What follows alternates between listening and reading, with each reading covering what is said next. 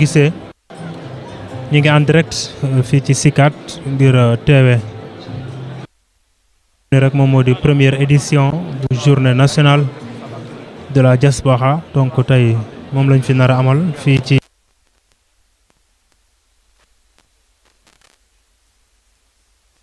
Diomaye Diakhar Faye moom moo ko daal di war a présider incha allah d'ici très peu de temps mën nañ ko fi xaarandi donc gis nañ fi autorité yu bari xam ni ñoom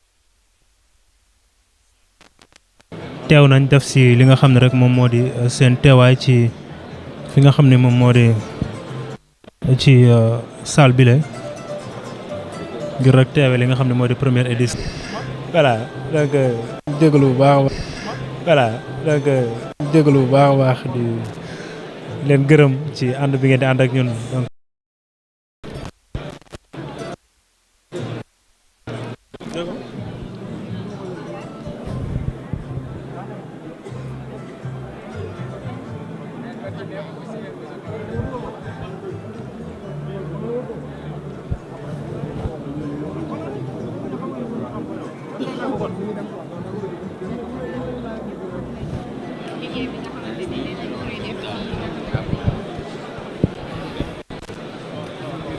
voilà donc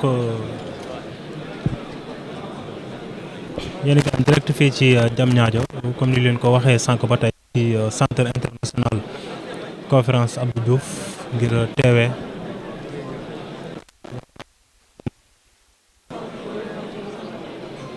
la première bu journée doon initiative boo xam ni le président de la République Excellence monsieur Bassirou Diomaye Faye moom moo ko daal di mébét ànd ci ak ñi nga xam ne ñoo di gouvernement am ngir ñu taxawal ñi nga xam ne rek moo di bile journée ñu jagleel ko ñi nga xam ne rek ñoo di la diaspora sénégalaise ñu am taxawaay bu am solo jëmale ci li nga xam ne rek moom moo di doxalinu réew mi.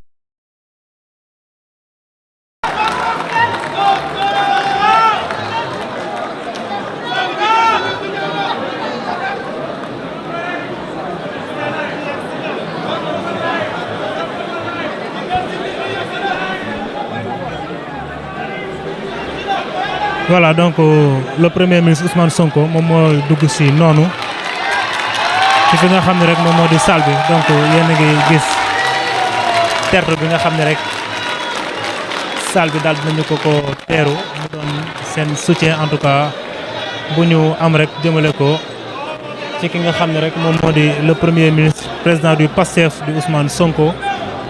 voilà donc gis nañ bi mu dugg see salle bi yëpp jóg ngir rek tertu ko tàcc ko wane également li nga xam ne moom moo di seen mbégte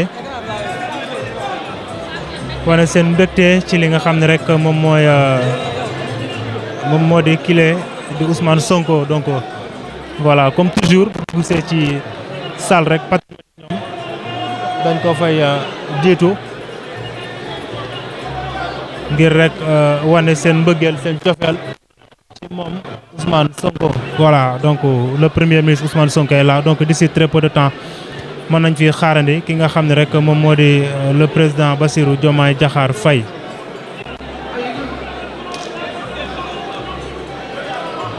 donc d'ici très peu de temps mën nañ fi xaarandi ki nga xam ni moo di le président Bassirou Diomaye Diakhar Faye moom itam mu def li nga xam ne rek moo di son entrée voilà.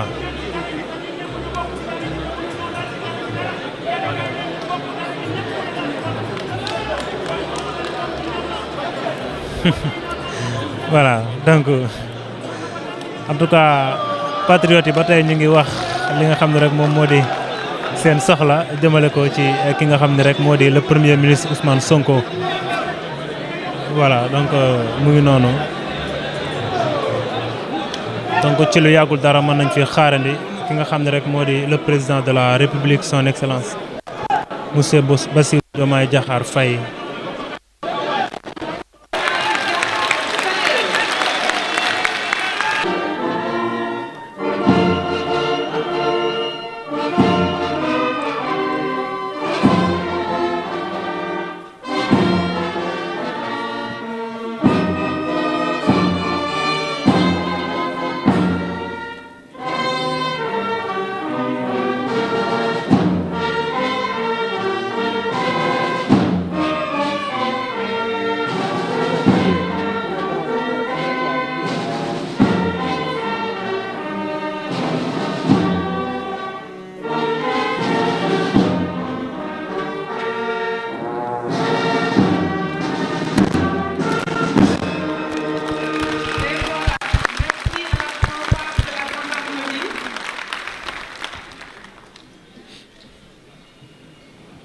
voilà donc.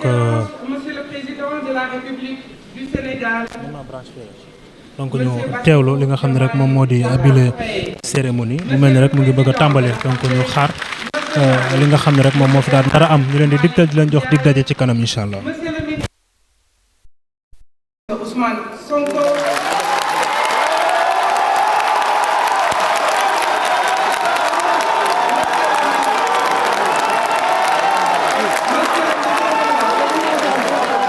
Monsieur le ministre des Affaires étrangères, de l'intégration et de l'intégration africaine et des Sénégalais de l'extérieur, monsieur Cheikh Diop.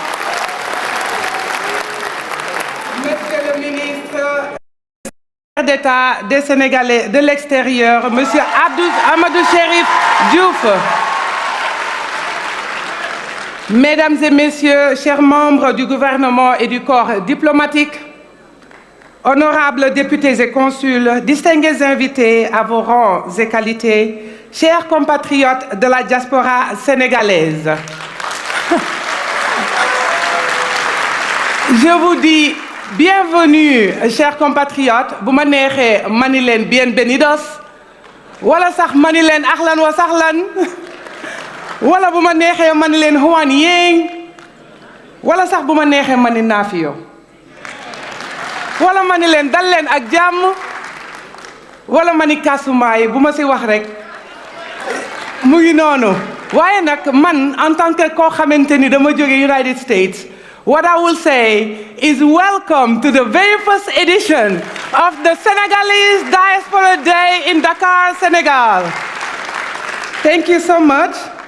C'est avec un profond respect et un grand honneur que je prends parole aujourd'hui en ce jour solennel, placé sous le signe de l'engagement national, de l'unité et de la reconnaissance du rôle stratégique des Sénégalais de l'extérieur dans le devenir de notre pays.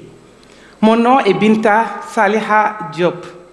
Je vis aux États-Unis depuis près de 25 ans et aujourd'hui, c'est la célébration d'un jour qui marque ainsi une étape historique dans la volonté de bâtir un Sénégal inclusif, souverain, prospère, porté par toutes ces forces vives d'ici et d'ailleurs. Et justement, parlons de ces Sénégalais et Sénégalaises qui vivent loin de leur pays, mais qui portent le Sénégal partout. Voici la diaspora sénégalaise, une fierté nationale.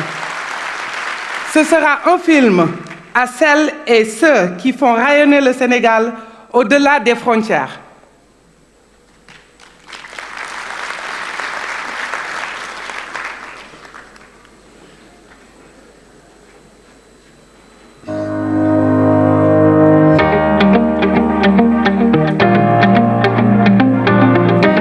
Ils sont des millions, de Dakar à Banjul, de Thiès à New York, de Matam à Marseille. Partout dans le monde, une part du Sénégal continue de vivre, de rêver, de bâtir. Ils sont nos frères, nos sœurs, nos enfants, nos parents. Ils sont la diaspora. Ils sont la 15e région du Sénégal. Chaque année, leurs efforts traversent les frontières. Des milliards de francs CFA, des projets qui naissent dans le domaine de l'éducation, la santé ou encore l'immobilier. Des familles qui sont soutenues, des territoires qui se transforment. En 2024, la diaspora sénégalaise a contribué à plus de 2200 milliards de francs CFA. Mais leur impact va bien au-delà des chiffres. Ce sont des entrepreneurs qui créent des emplois, des chercheurs qui innovent, des artistes qui rayonnent, des sportifs qui inspirent. En résumé, c'est un peuple qui soulève tout un pays. sama doom bitim réew la nekk moo may jàppale bitim bi fii sax moo ma ko ubbil mooy fay sama location mooy fay ndox mooy fay courant moo yore dund bi moom daal reyanteem ba muy def foofu yépp pour jàppale ma man yaayam moo ma teree jooy dëgg neex yàlla. J'ai toujours été dans une école privée et durant toute cette période, c'est mon papa qui gérait notre scolarité. Maintenant, je suis dans une université publique Papa continue toujours de nous soutenir depuis l'Italie. Malgré il me soutient moi ici à l'université, mais à la maison aussi, il gère tout. Il n'est pas là physiquement, mais il est toujours présent. Pour reconnaître cet engagement, l'État du Sénégal